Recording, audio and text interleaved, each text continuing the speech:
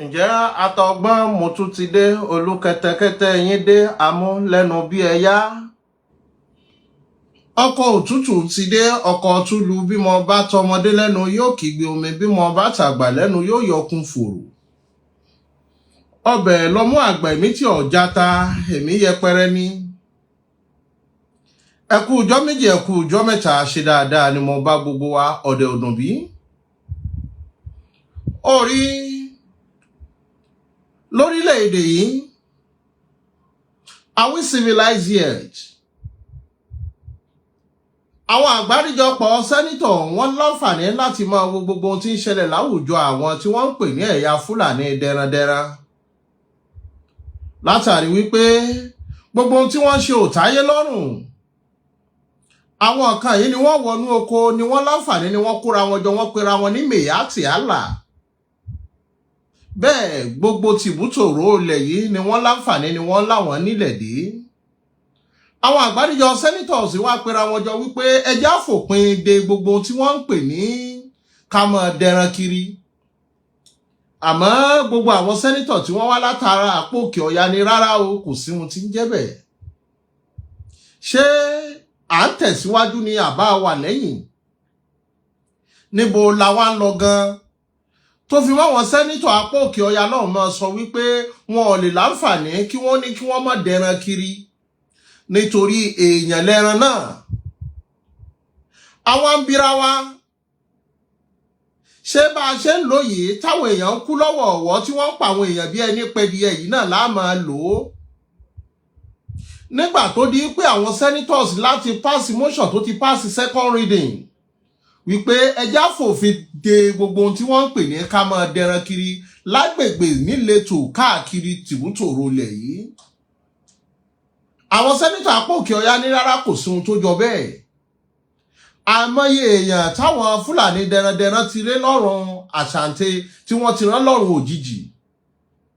Àìmọye ẹni tí wọ́n ti gé apá ẹ̀, àìmọye obìnrin tí wọ́n ti bá sùn tá a bá bi wọ́n ní àwọn kan wá láti Nìjẹ̀ yìí. Tá a mọ pàtàkì kókó àwọn Fúlàní yìí níbo ni wọ́n ti wá, they don't have any sentiment. Wọ́n ń ṣí lọ wọ́n ń ṣíbọ̀ láì níbi pàtó tí wọ́n dúró sí. Tá a bá wá ní biometry wa wípé a ní numbers, wọ́n ní numbers wọ́n ní lẹ́tò. Àwọn senators wa ní ẹja láǹfààní láti fòfin dè wípé kò sí ààyè kéèyàn máa dẹran kiri. Ẹni bá fẹ́ láǹfààní tó bá fẹ́ máa sin òwò ẹran màálù yóò láǹfààní láti ralẹ̀. Kò sí ohun tí wọ́n ń pè ní open ranching sí mọ́. Open grazing must stop. Nítorí àwọn countries tá a láǹfààní láti emulate níbi tí wọ́n ń pè ní democracy, government of the people by the people to the people. Ṣé báwọn náà ṣe ń dẹran kiri nínú ìgboro rèé? We will have to have your farmlands. Evacuate all your cows here. That is your own source of incomes. Gbogbo ẹni tó ń ṣe poultry ò ní dẹdìyẹ lẹ̀ káàkiri wípé kẹ́dìyẹ ó máa jẹ kiri. Wọ́n ń kó wọn síbi tí wọ́n ń pè ní poultry ni. Gbogbo ẹni tó láǹfààní tó ń sin ẹja, àwọn náà níbi tí wọ́n kó wọn sí tí wọ́n pè ní fish pond, wọn ní láǹfààní láti máa dá sí gbogbo odò. Bẹ́ẹ̀ gẹ́lẹ́ náà ni gbogbo ẹni bá fẹ́ sin màálù. That is your own business. You make provision for your business. You don't inconvenience other people for your own source of incomes. Orí Ọ̀pábíò olórí ilé ìgbìmọ̀ aṣòfin wá ń sọ fáwọn sẹ́nítọ̀ àpò òkè ọya wípé ẹ lè pe màálù léèyàn. Ló fi jẹ́ wípé equal rights làwọn Fúlàní dẹrandẹran ń pa èèyàn pọ̀ mẹ́ran. Ló fi jẹ́ pé bí nǹkan bá ṣe màálù wọn, wọ́n ready láti pè èèyàn di because they count us as we are the same thing as animals. They think màálù, cows are more valuable than human beings.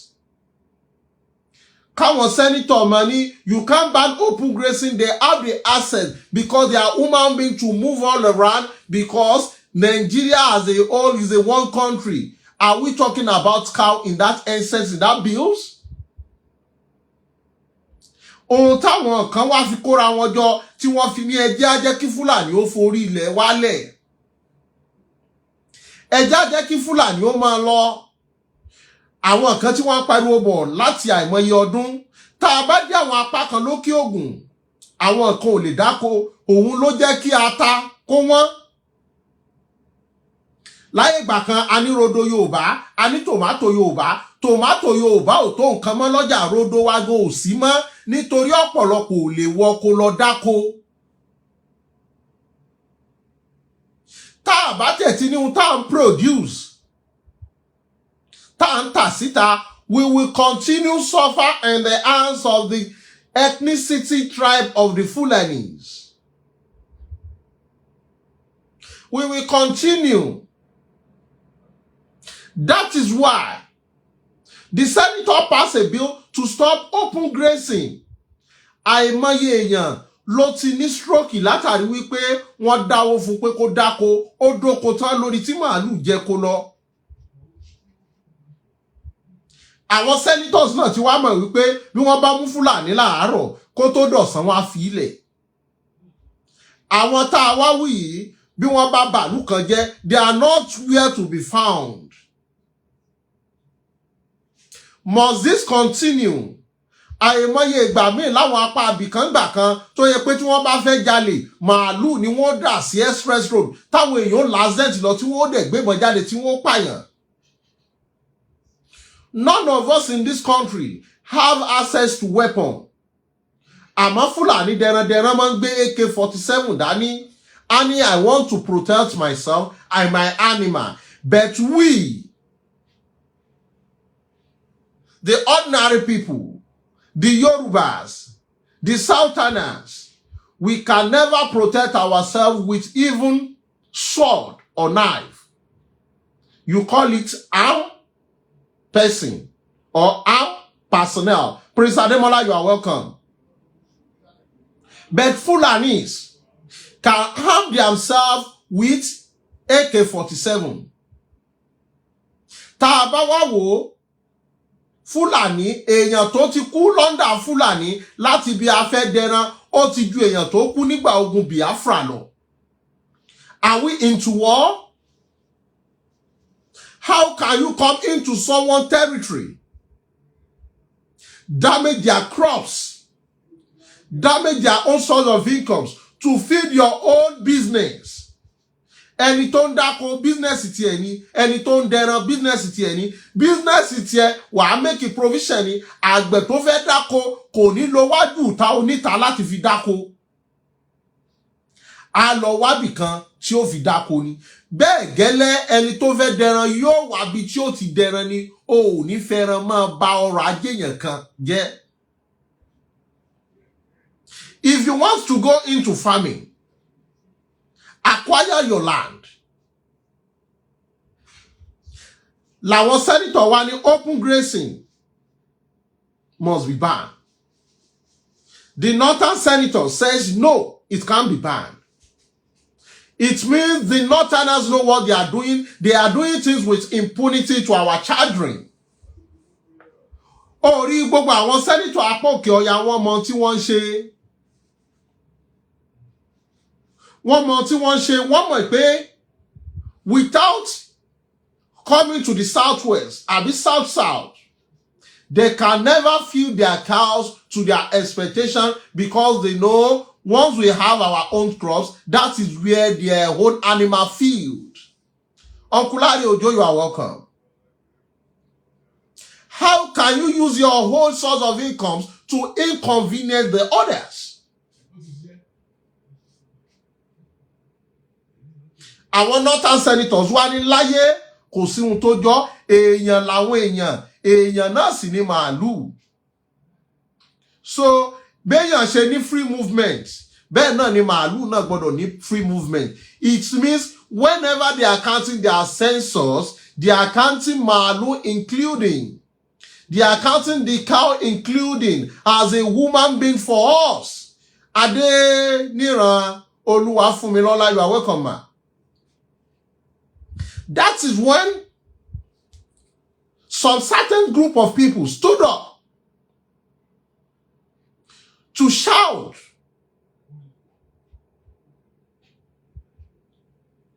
to oppose such like Oloye Sunday Igboho, Babangida Akintoye, and all Yoruba agitators who stood up then that Fulani must leave our land.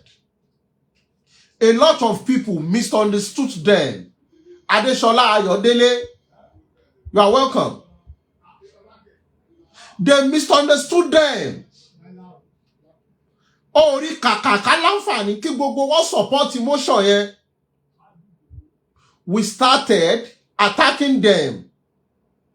That is a hooligans, is unwell educated, is a that, is a this, is a that. Now, everyone are knowing the essence of cows. They use their cows to spoil our farm, bring their own crops for the north to sell for us at high prices. Thank you. I did a skit yesterday. Just small certain of red pepper at Arodo sold at 10,000, 12,000 naira. Tomato kioda is sold at 15,000 naira because our people are not able to go to the farm. Why are you doing things with impunity to our children? Still yet, you are bringing your crops. When you know you can farm on your land, why don't you settle down there with your cows? That shows the northern senators or the northerners agree to started coming down to us to farm, to do an open grazing. Wọ́n mọ̀ wá sórí ilẹ̀ wa láti wá ṣe open grazing, láti fi baptize, láti fi damage gbogbo crops wa. Thank God all the senators knew what is happening. The house got divided yesterday. Ilé ìgbìmọ̀ aṣòfin ọ̀pábí òní rárá. Ẹ má fi màálù wéèyàn. Èèyàn yàtọ̀ sí màálù. How can you compare a cow with someone? Àwọn northern senator ní rárá. You can't damage our own business. What are they damaging in your home business? That kí ni ohun tí wọ́n bàjẹ́ níbi iṣẹ́ tiwọn? Àmọ́ wọ́n láǹfààní láti bọrọ̀ ajé tiwa jẹ́. Ló fi jẹ́ wípé when we say who are the one controlling the affairs of this country, it is the Hausa Fulanis. No matter what we do, they own major states than us. One state jù wá lọ. Let me read what Uncle Larry writes. If we don't stand our ground against open grazing, the South may suffer famine. Ori iyan, ebi ọ̀kàjà, fọwọ́ mẹ́kẹ́, ẹṣẹ́ Uncle Larry Ojo. Because the way things are going, our people are not able to go to farm. Tá a bá gbin ẹ̀gẹ́, àwọn Fúlàní ó wọnú oko, wọ́n sì wú ẹ̀gẹ́, wọ́n dẹ̀ máa bẹ́ sí kékèké fáwọn màálù. Láyé ìgbà kan, ata ló kéré jù nínú gbogbo nǹkan. Ló fi di èpè pé èèyàn gbọ́dọ̀ jí ata. Láyé ìgbà kan tẹ́ ẹ bá ń lọ lẹ́gbẹ̀ẹ́ títì, tẹ́ ẹ bá gbéra láti ibi irú àwọn Òṣogbo Ọ̀fà, ẹ̀rí tí wọ́n á lé ata sẹ́gbẹ̀ẹ́ títì táwọn èèyàn máa rà. Èèyàn mélòó ló lè lé ata sẹ́gbẹ̀ẹ́ títì mọ́?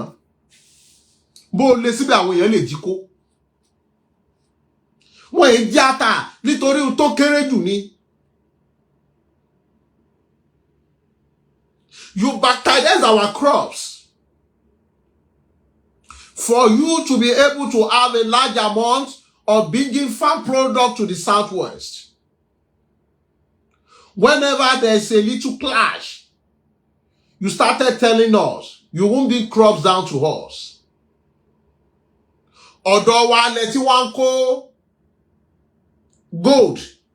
Tẹ́ ẹ bá dé gbogbo most sites ní southwest, tẹ́ ẹ bá wà àwọn tó lọ wa kùsà ń bẹ̀, àwọn Hausa Fúlàní yìí ni wọ́n pọ̀ ń bẹ̀. Without having any license. ṣé àwa ṣe bẹ́ẹ̀? Bí Haúsá Fúlàní bẹ́ẹ̀ ra màlúù, wọ́n gbowó làádà. Ta ló náwó làádà? Sẹ́ríkì. Ṣé lọ́hùn táwọn Yorùbá ti ń tajà, ẹ lọ sílẹ̀ Bàrùbá, ìjà kan ṣẹlẹ̀ nílé Sàbàrùbá látàrí wípé wọ́n sọ pé gbogbo ẹni tó bá fẹ́ rajà ọwọ́ àwọn Haúsá Fúlàní Bàrùbá ni kí wọ́n ti máa rajà kọ́ mọ́ra lọ́wọ́ Yorùbá, ló ń fa ìjà tí wọ́n ń jà. Lọ́dọ̀ tí wá ń bì yìí, àwọn ò láǹfààní, àwọn ò kà kankan kún, òun ló ń kóyà jẹ wá dọ̀là. Prince Ademola ni they are doing it purposely. If not so, why are they against the law now? Our leaders supposed to understand by now, but but what? It's not opening. Okay. By now, but because of their selfishness, they won't talk. Ori látàrí ìmọ̀tara ẹni nìkan. Ori gbogbo àwọn olóṣèlú wa, wọ́n fi wá ṣe trade by barter because they know they need the Northerners in terms of election purposes. Mo kí Sheikh Abdul Razak Abolore. Mo kí Uncle Muhammad Jami Alabi. Ori gbogbo àwa tó yẹ kájọ láǹfààní kájọ sọ wípé Fúlàní kò sí tá bá ti láǹfààní kẹrù ọmọ rẹ̀ lẹ́rú kí wọ́n fò mọ́ wẹ̀ níwọ̀fà. Orílẹ̀-èdè yóò lè lọ sókè. Láyé ìgbà kan àwa Southwest, àwa là ń produce cocoa. That is why they oppose what we call Western Regional.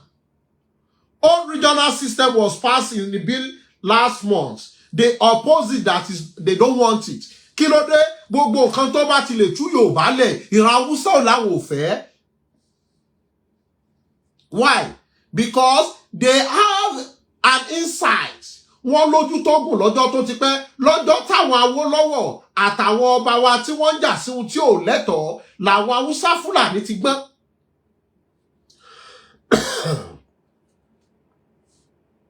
Làwọn ti gbọ́n lásìkò tí Akíntọ́lá àti Awólọ́wọ̀ táwọn ń jà, làwọn Haúsá ti pláàni gbogbo nǹkan tí Nàìjíríà ó dà. Owó Western Regional ni wọ́n fi kọ́ Cocoa House. That is why when they proposed a bill to go back to old regional system of government last month, this Northern senator said they are not involved. Mr. Olawoyi Ibrahim, you are welcome. They say they are not involved. Why? Because they know the values of it. Because our source of incomes wa fúnra wa la máa lò ó. Gbogbo owó tó wọlé ní port of authority fúnra wa la máa lò ó. Gbogbo gold wa tí wọ́n ń jí wà fúnra wa la máa lò ó. Gbogbo epo wa tí wọ́n ń jí kó fúnra wa la máa lò ó. They oppose the motion for us not to move forward. Mo kí Mr. Aminu TV. Because they know we have a good land. Any gold, any diamond, any valuable stones, alepo, any our resources. Tó pọ̀ ní Southwest. Àwọn lẹ́wà dẹ̀rẹ́, ó máa ń germinate dáadáa. That is why they will never agree for us to stand on our feet. Gbogbo ìgbà tí àwọn create more states, àwọn ò gbọ́ngbọ́n bẹ́ẹ̀, they have senators than us, they have representatives than us, and they have more states than us. That is why whenever they want to vote in the house, they don't need a little bit out of the south, and the southwest. Tó bá ti rí mẹ́rin nínú south àti southwest, ó ti pay wọn nítorí they have the majorities. They own the majority house. Please.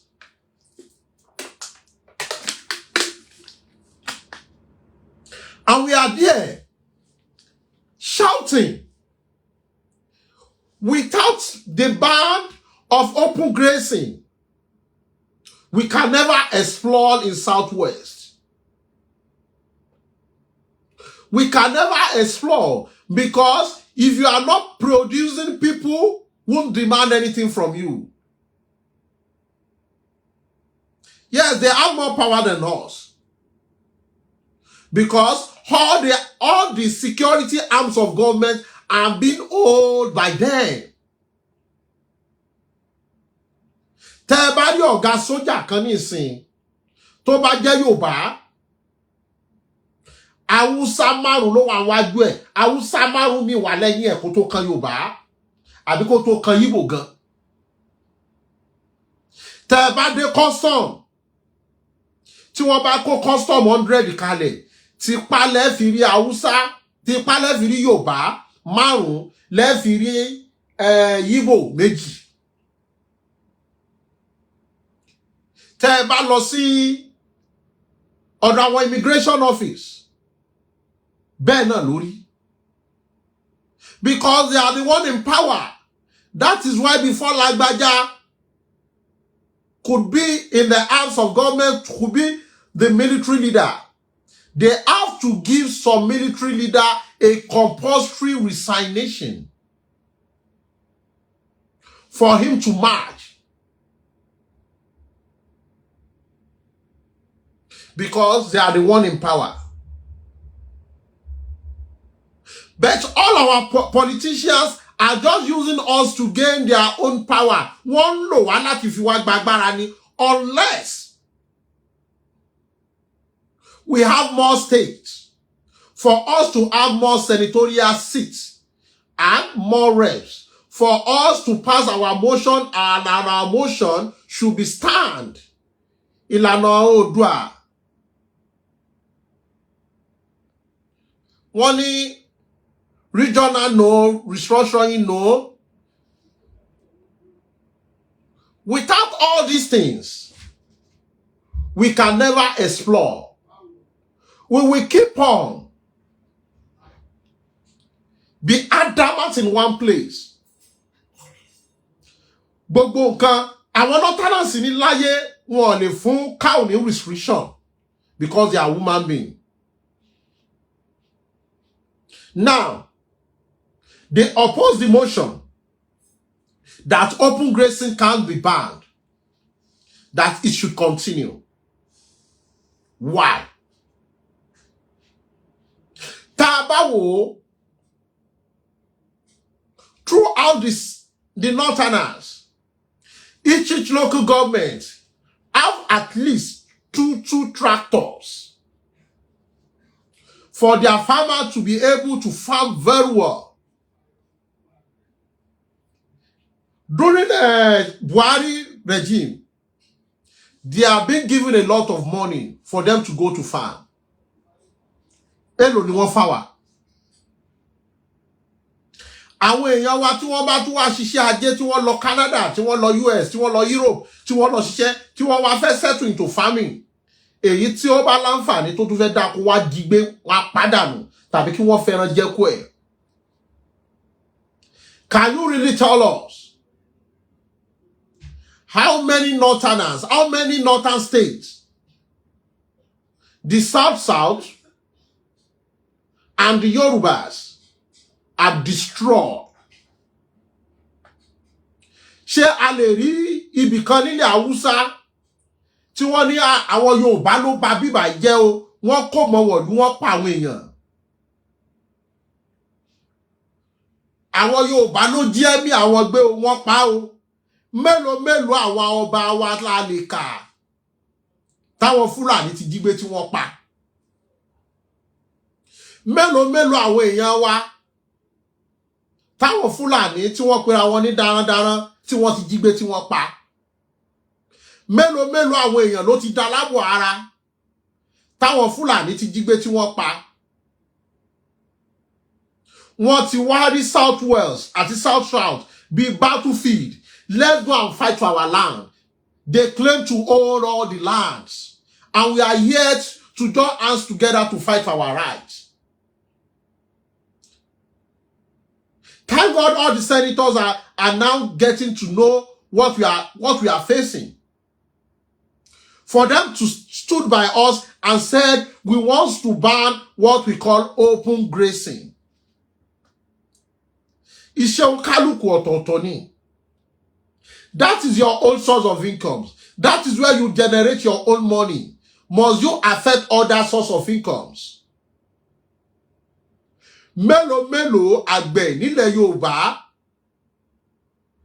tí wọ́n ní kí ló ṣe, wọ́n ní àgbẹ̀, wọ́n ní Fúlàní ló pa. Wá bí mi, Fúlàní mélòó lẹ fẹ́ béèrè tí wọ́n ní Yorùbá ló pa?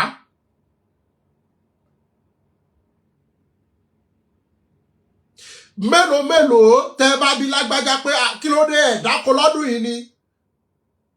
Yóò sọ fún yín pé oko tí mo dá lẹ́sìn àwọn Fúlàní ló jẹ kó mi. Mélòó Fúlàní la lè bí wípé kí ló dé tó lẹ́ran mọ́ tó wá ní ẹran òun o tóun dà, Yorùbá ló pa gbogbo ẹran òun. Mélòó Yorùbá àgbẹ̀ làábí wípé ìyàwó yín ńkọ́? Ó mọ̀ tó kó bọ̀ làwọn Fúlàní mọ̀ yìnbọn fún. Ìyàwó Fúlàní mélòó la lè béèrè tí wọ́n ní Yorùbá ló bá a sùn tó pa á? Mélòó ìyàwó àgbẹ̀ ta láǹfààní tá a béèrè ọkọ ẹ̀ tó ronú jinlẹ̀ tó ní oko ni wọ́n lọ, wọ́n gbọ́ pé àwọn Fúlàní fẹ́ràn jẹ kó ní. Ìgbà tí wọ́n bọ̀ làwọn Fúlàní ni wọ́n pa wọ́n. Ẹ wá bí mi, Fúlàní mélòó lẹ́yìn gbọ́ wípé Yorùbá ó lọ dú màálù rẹ̀ ó sì pa Fúlàní? Kí ló dé? Ṣá máa bá ní sùn ká fani tanya ni? Open grazing must stop. Fulani must stop. The impunity must stop. Tí ó bá ti stop, ìgbésí ayé ọba àtẹrú la ó máa lò. Wọ́n rí wa bí ẹrú. Ọ̀tọ̀ nígbésí ayé ọba àtolórí. Àwa ń bá wọn gbé ìgbésí ayé ọba àtolórí lórí ilẹ̀ wa. Nítorí ẹgbẹ́ ọ̀dọ̀ wa náà la fún wọn lẹ̀ sí pé ẹ kó màálù yín síbí. Àwọn náà olórí náà yan, ọba náà yan. Àmọ́ gbà tó yá, àwọn lò gbésí ayé ọba àtẹrú pẹ̀lú wa. Ẹrú làwa dì lọ́dọ̀ wọn, a kì í ṣolórí.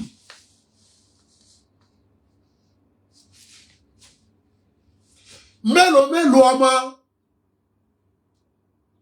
ló kàwé, ó fẹ́ lọ ṣiṣẹ́ sílùú ẹ̀, ni wọ́n dá màálù sójú ọ̀nà, ni wọ́n jí wọn gbé. Wọ́n láwọn wo ni? Wọ́n láwọn Haúsá Fúlàní, àwọn dẹrandẹran kan ni wọ́n dẹran sójú ọ̀nà. Wá bí mi, Fúlàní mélòó ni wọ́n jí gbé tí wọ́n láwọn wo ló jí gbé tán ní Yorùbá ni?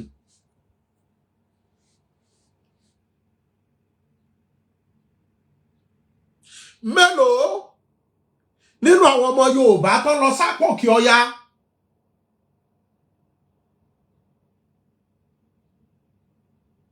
Tí wọ́n lọ láǹfààní tí wọ́n lọ jà sílẹ̀ ńbẹ̀. Àmọ́ wọn Mèyátì àlà ń jà sílẹ̀ lọ́dọ̀ wa wípé ẹ gbọ́dọ̀ fún wa nílẹ̀ níṣẹ́. Kò wá síbi tíran Haúsá Fúlàní dé sílẹ̀ Yorùbá. Wọ́n láǹfààní wọn ò ní sábó. Mélòó lápòkè Ọya làwọn Yorùbá dúró sí tí wọ́n ń pè bìkan lọ́jà alẹ́, àbí wọ́n ń pè ní àwùjọ àwọn Yorùbá, àbí wọ́n ń pè ní ilẹ̀ Odùduwà. àmọ́ gbogbo ibi tí àwọn bá dé sí lọ́dọ̀ tiwa wọ́n á ní sábó wọ́n á sì láǹfààní wọ́n yan sẹ́ríkì gbogbo ohun táwọn ọmọ wọn bá wá ṣe wọ́n ní ẹ má gbé lọ sílé ẹjọ́ ẹ lọ fẹjọ́ sùn sẹ́ríkì ta lè ṣiṣẹ́ ò bá gbé bí ẹ bá ṣe légò gbogbo ohun tán bá wá ṣe bẹ́ẹ̀ lọ sọ fọ́lọ́pàá sẹ́ríkì ni ó wá yọjú síbẹ̀ pé àwọn lọ bá wí lé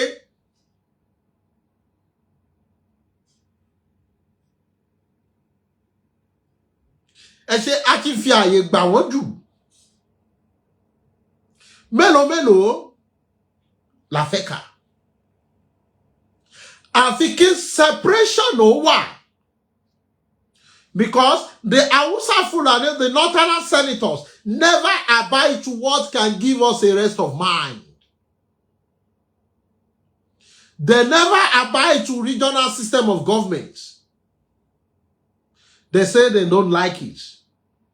They never abide to ban of open grazing.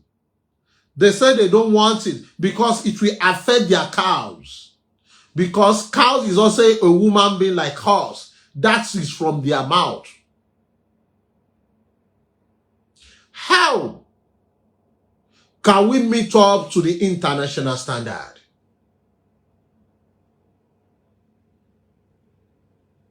How? Ìlànà Oòduà ní àyè yẹn ti pọ̀ jù, ó ti pọ̀ jù.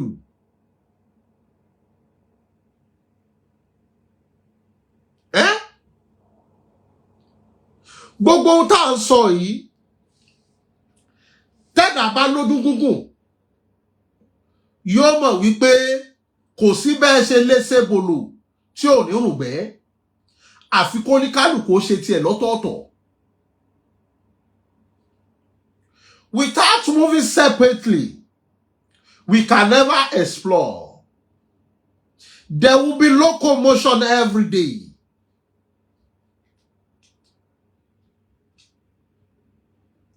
If there is no ban of open grazing, ìjà ó máa ṣẹlẹ̀. Nítorí igbó mélòó ló kù. Wọ́n ò fẹ́ràn jẹgbó mọ́, oko ni wọ́n fi ń jẹ.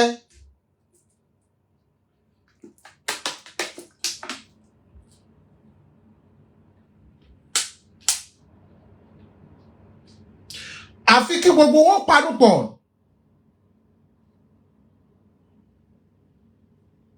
Kálàǹfààní ká mọ bí tá a fẹ́ dọ̀rùn lásì. Ọ̀sẹ̀ tó kọjá wọ́n láwọn ò fọwọ́ sí ohun tí wọ́n ń pè ní regional system. Kí ni wọ́n ń pè regional system? A ò ní sí lọ́dà federalism mọ́. Gbogbo owó tá a bá pa ní state wa ó rí gbogbo owó tá a pa ní south àti south west wọ́n lọ fi ń develop northerners ni.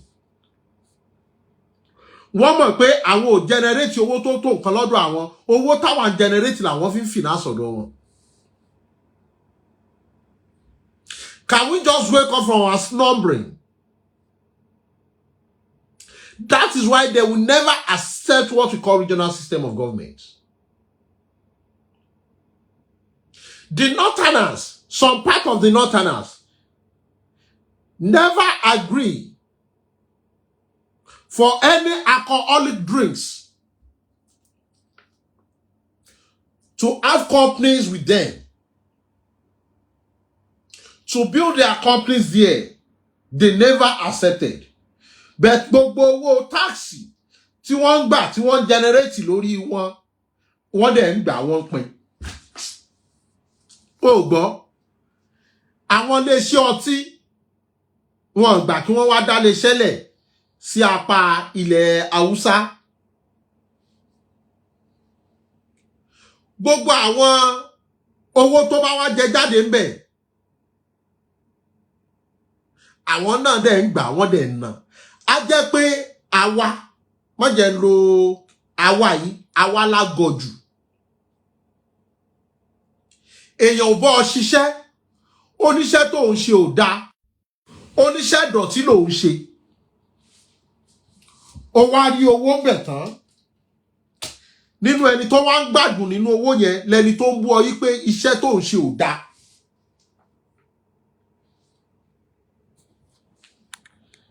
Gẹ́ẹ̀tì ẹ̀ èèyàn mú ẹ wípé iṣẹ́ akólẹ̀kódọ̀tí ló ń ṣe, ó wá gbowó yẹn tán ó wá fẹ́ jẹun, ó wá ní kí wọ́n fún ẹ lẹ́ran méjì, òun náà wá ní ẹ fóun náà lẹ́ran mẹ́ta, ẹ fóun níyàn mẹ́rin sí. ṣó mọ̀ pé wọ́n tó lọ kówó wá yẹn ló ponú, àwa la ponú jù, aponú gan, agọ̀ gan.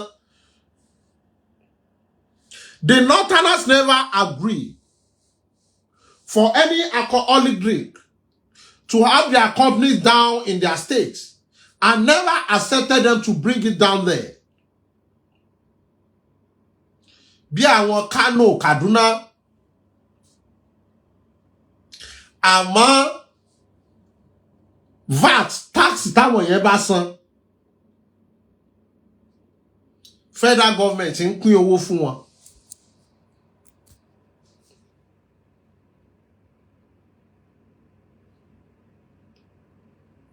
Do you understand? Bẹ́ẹ̀ gẹ́lẹ́ gbogbo àwọn Haúsá Fúlàní tí wọ́n wá ń wa kùsà lọ́dọ̀ wa, wọ́n kàn ń bọ́ síbẹ̀ wọ́n ń wa ohun tó wù wọ́n lọ ni. Gbogbo owó sẹ́ríkì tí wọ́n ń gbà, wọ́n à ní lọ fún àwọn ọba tiwa ní owó. Ṣẹ́rí gbogbo owó làádàtà mọ́ san tó bá rẹran kó rẹran ní 300,000. Wọ́n gba làádà 2,000 naira yẹn àbí 1,500 yẹn, tó bá ti san wọ́n ní ó fẹ́ ránlẹ̀ kó máa lọ. Ta ló mọ̀ tó ń gbowó làádà yẹn? Sẹ́ríkì ni wọ́n ń kówó yẹn fún. Wọ́n wá máa gba 1,000 náà kí wọ́n máa pè ní owó jẹ́ kádùn ó gbà kí wọ́n máa lọ fáwọn ọba Yorùbá lórí ilẹ̀ tiwa.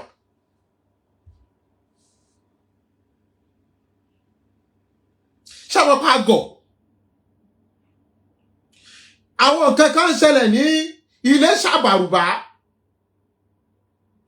àwọn Yorùbá tó wà ń bẹ̀ wọ́n ní gbogbo ọjà táwọn Yorùbá bá fẹ́ rà, táwọn èèyàn bá fẹ́ rà, ọ̀dọ̀ àwọn Haúsá Fúlàní tó wà ń bẹ̀ tí wọ́n ń ta mọ̀lú tí wọ́n ń tajà ní káwọn èèyàn ti máa rà á. Pé tí wọ́n bá fẹ́ sanwó, àwọn Haúsá Fúlàní tó wà ń bẹ̀ nìkan mọ̀ sanwó, wọ́n mọ̀ kó fún Yorùbá. Lọ́dọ̀ wa bí ẹja lọ sí my 12 fúnra àwọn Haúsá ni wọ́n kàtà dé. Àwọn Haúsá Fúlàní ẹgbẹ́ wọn náà ni wọ́n kó fún pé kó tà á. Àwa Yorùbá èyí tá a bá lè rà lọ́wọ́ wọn là á rà. Olórí wọn lọ́jà my 12 Haúsá ni o.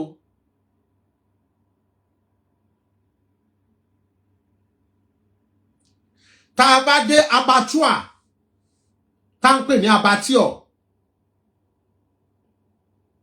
l'Agége, they are the one controlling the affairs.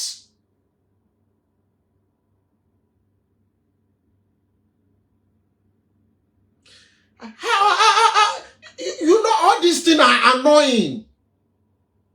Àwọn Yorùbá yìí náà láwọn máa ṣe tánà di ara wa, láwọn já sí ara wa, sórí wa ti burú ni.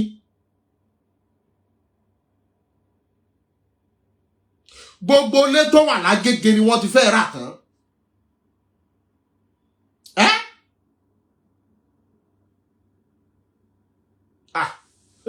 Mo máa rógò. Ibì kan wà wọ́n ń pè ní Fágbà. Tẹ́ ẹ bá kúrò ní ọ̀nà Agége, tẹ́ ẹ bá débẹ̀,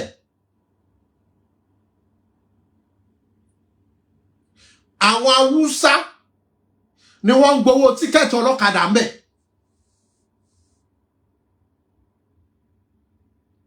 Ní Èkó. Yes, Ìjú Ṣàgá Road, thank you. Níbi junction tí traffic light wà ẹ́.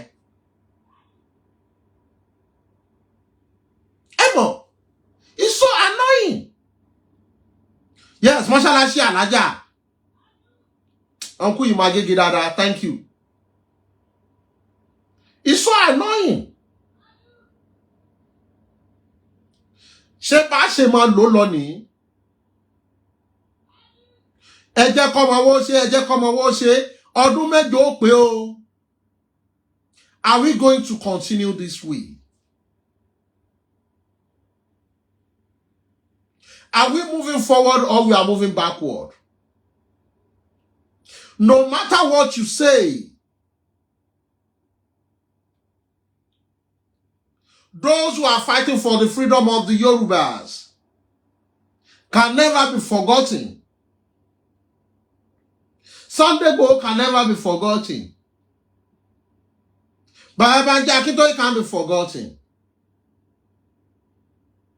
Bola Ige can be forgotten. Abiola can be forgotten. They have tried their own impact. They have made their name known to us. For us to be liberated, that the impunity doing to the Yorubas are much. Orí òtútù ni ó kìlọ̀ fún ní pátá. Òru ni ó kìlọ̀ fálákànkù ẹ̀wù. Àkànbí, mo fẹ́ máa fẹ́ yìí ṣe lọ. Ọ̀rọ̀ díẹ̀ ó tó fọ́lọ́gbọ́n. Ọ̀rọ̀ díẹ̀ ó tó fọ́lóye. Orí the Northerners have the final say concerning all the affairs happening in Yoruba land. Ó dàbọ̀ yín bàbá, ó dàbọ̀ yín màmá, ó dàbọ̀ yín ẹ̀gbọ́n, ó dàbọ̀ yín àbúrò.